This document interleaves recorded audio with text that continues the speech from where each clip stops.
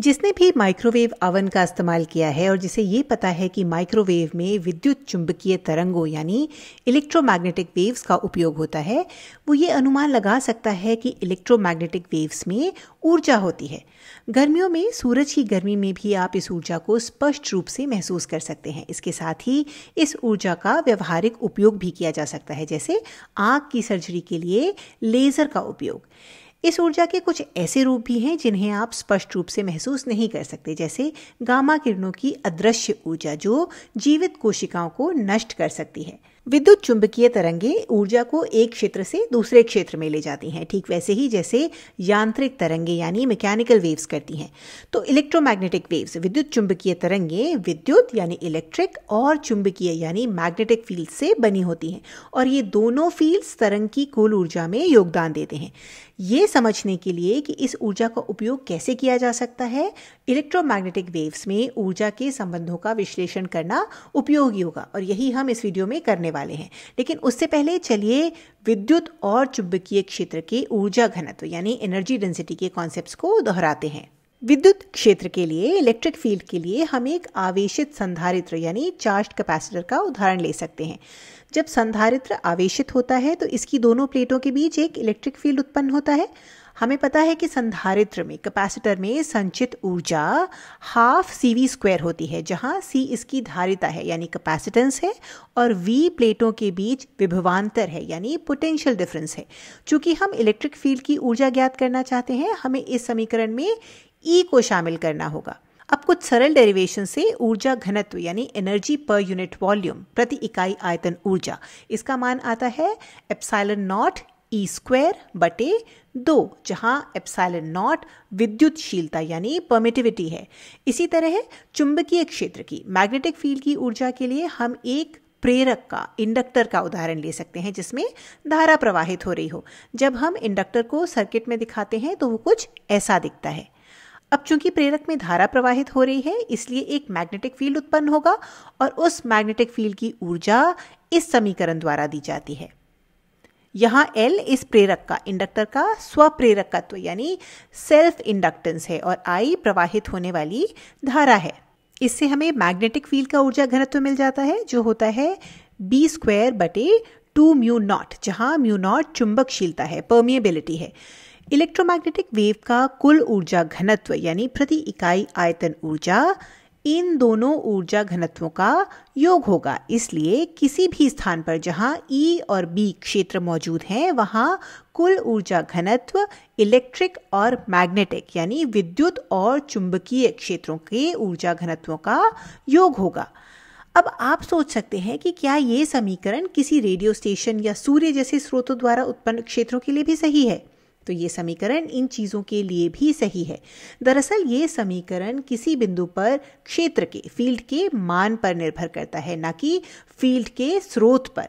ये समीकरण व्यापक रूप से सही है, जनरली सही है, चाहे कैपेसिटर हो, इंडक्टर हो या कुछ और। अगर किसी बिंदु पर इलेक्ट्रिक फील्ड उपस्थित है तो हम उसका ऊर्जा घनत्व इस समीकरण से निकाल सकते हैं। मैग्नेटिक फील्ड के लिए भी यही बात लागू होती है। उदाहरण के लिए, चाहे इलेक्ट्रिक फील्ड एक स्थिर आवेश से, स्टैटिक चार्ज से उत्पन्न हो या बदलते हुए मैग्नेटिक फील्ड से, उसके ऊर्जा घनत्व का मान यही होगा। ये ऐसे है जैसे एक चलती हुई गेंद की गतिज ऊर्जा, काइनेटिक एनर्जी का मान हाफ mv² होता है, चाहे उसे यह ऊर्जा किसी ढलान से लुढ़कने पर मिली हो या किसी के द्वारा फेंके जाने पर। किसी भी स्थिति में किसी बिंदु पर ऊर्जा का मान हाफ mv² ही होता है। हम जानते हैं कि प्रकाश भी एक विद्युत चुंबकीय तरंग का, इलेक्ट्रोमैग्नेटिक वेव का एक रूप है, चाहे उसका स्रोत कुछ भी हो, जैसे कि एक बल्ब या सूरज। तो अगर हमें ये जानना हो कि सूरज से आने वाले प्रकाश की ऊर्जा कितनी है, तो हमें बस ये जानना होगा कि इलेक्ट्रिक और मैग्नेटिक फील्ड की ऊर्जा कितनी है। कितनी कमाल की बात है ना कि हम संधारित्र और प्रेरक का यानी कैपेसिटर और इंडक्टर का अध्ययन करके सूरज से आने वाले प्रकाश की ऊर्जा का अनुमान लगा सकते हैं। ये कुछ सदियों पहले पूरी तरह से असंभव था, लेकिन अब हम ये विश्लेषण कर सकते हैं क्योंकि हम जानते हैं कि प्रकाश भी इलेक्ट्रोमैग्नेटिक वेव है और इसकी प्रति इकाई आयतन ऊर्जा इलेक्ट्रिक और मैग्नेटिक फील्ड्स के ऊर्जा घनत्व का योग है। चूंकि हमारे पास दो क्षेत्र हैं जो कुल ऊर्जा में योगदान दे रहे हैं, हम ये सोच सकते हैं कि किस क्षेत्र का, किस फील्ड का योगदान अधिक है या किस क्षेत्र का ऊर्जा घनत्व अधिक है। तो इस वीडियो को यहीं पॉज करके एक बार इस बारे में सोच के देखिए। चलिए अब साथ में मिलकर इसे समझते हैं। तो हम इन दो एनर्जी डेंसिटीज की तुलना कर रहे हैं, तो पहले इनके व्यंजक लिख लेते हैं।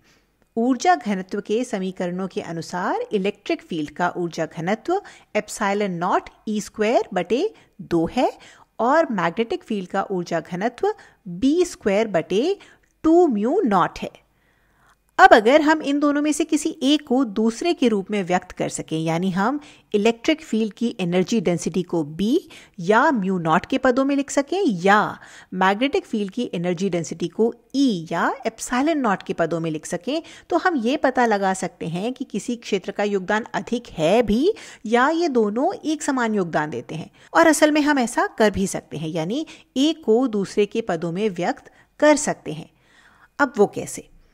तो गतिमान विद्युत चुंबकीय तरंगों में, इलेक्ट्रोमैग्नेटिक वेव्स में, मैग्नेटिक फील्ड और इलेक्ट्रिक फील्ड के परिमाण के बीच, मैग्नीट्यूड के बीच रिलेशन B बराबर E बटे C से दिया जाता है, जहां C प्रकाश की चाल है।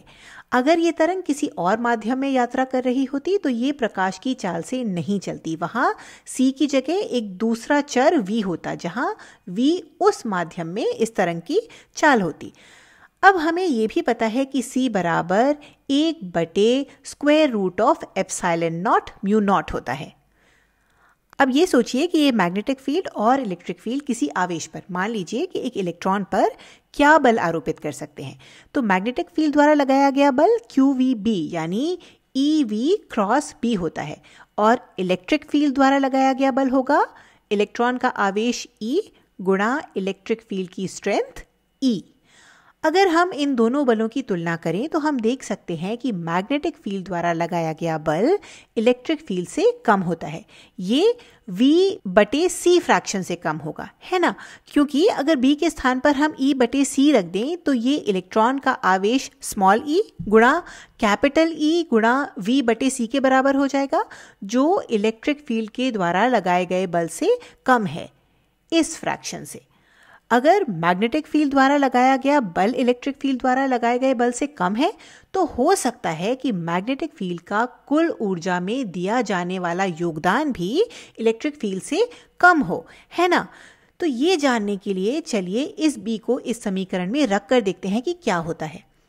अब कुल ऊर्जा घनत्व बराबर होगा एप्सिलॉन नॉट E स्क्वायर बटे 2 प्लस E बटे C का होल स्क्वायर बटे 2 म्यू नॉट, ठीक है ना? और जब हम इसे और सरल करते हैं तो ये हो जाता है एप्सिलॉन नॉट E स्क्वायर बटे 2 प्लस E स्क्वायर बटे 2 म्यू नॉट गुणा C स्क्वायर, ये इसके बराबर आता है। अब चूंकि C स्क्वायर बराबर 1 बटे एप्सिलॉन नॉट म्यू नॉट है तो इस मान को यहाँ रख देते हैं और अब कुल ऊर्जा घनत्व क्या हो जाता है?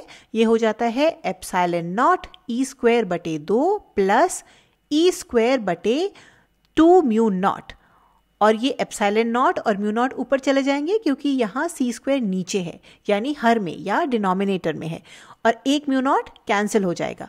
तो कुल ऊर्जा घनत्व या टोटल एनर्जी डेंसिटी हो जाता है एप्सिलॉन नॉट E स्क्वायर बटे 2 plus epsilon not E square बटे 2। इससे पता चलता है कि मैग्नेटिक फील्ड का ऊर्जा घनत्व इलेक्ट्रिक फील्ड के ऊर्जा घनत्व के बराबर है। इससे ये साफ तौर पर देखा जा सकता है कि विद्युत चुंबकीय तरंगों में, इलेक्ट्रोमैग्नेटिक वेव्स में, दोनों क्षेत्र समान ऊर्जा का योगदान करते हैं और एक के बिना दूसरे का अस्तित्व संभव नहीं हो सकता। एक के बिना दूसरा एग्जिस्ट ही नहीं कर सकता। तो कुल ऊर्जा घनत्व बराबर एप्सिलॉन नॉट E स्क्वायर होता है। और अगर हम चाहें तो इसे B के रूप में भी व्यक्त कर सकते हैं, बस हमें E की जगह CB रखना होगा और हमें B के पदों में टोटल एनर्जी डेंसिटी, कुल ऊर्जा घनत्व मिल जाएगा। इसकी इकाई जूल्स पर मीटर क्यूब यानी जूल प्रति घन मीटर होती है। इस वीडियो में हमने इलेक्ट्रिक और मैग्नेटिक फील्ड्स के ऊर्जा घनत्व को, एनर्जी डेंसिटीज को जोड़कर विद्युत चुंबकीय तरंगों यानी इलेक्ट्रोमैग्नेटिक वेव्स में कुल ऊर्जा घनत्व का समीकरण निकाला। हमने ऐसा करने के लिए एक कैपेसिटर और एक इंडक्टर का उपयोग किया और हमने एक बहुत रोचक बात देखी, और वो ये कि इलेक्ट्रिक फील्ड का ऊर्जा घनत्व और मैग्नेटिक फील्ड के कारण ऊर्जा घनत्व दोनों समान होते हैं।